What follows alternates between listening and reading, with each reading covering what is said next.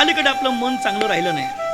काय उत्तम परमार्थ करता यावा याकरता चांगलं मन पाहिजे आणि उत्तम प्रपंच करता यावा याच्या करता मनच चांगलं पाहिजे. सुभाषितकार म्हणतात मन एव मनुष्याणाम कारणम बंध मोक्षयोः. मनच आहे जे जीवनाला उन्नत करतं, मुक्त करतं आणि मनच आहे जीवनाला बद्ध करतं.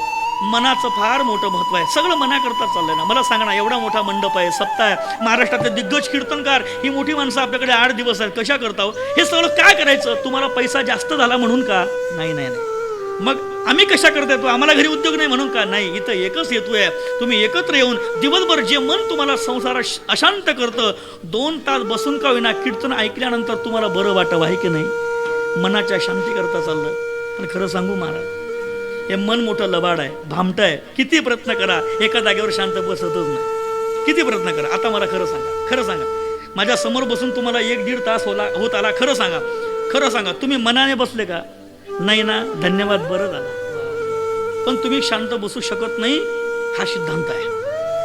सुभाषितकारांचं म्हणणं असं आहे की किती प्रयत्न करा मन शांत बसतच नाही म्हणाल. तुम्ही माकड पाहिलंय? माकड पाहिलंय? तुमच्याकडे माकडाला काय म्हणतात? वांदर. कल्पना करा, माकड आहे उड्या मारणारा, खूप उड्या मारतो, चंचल आहे.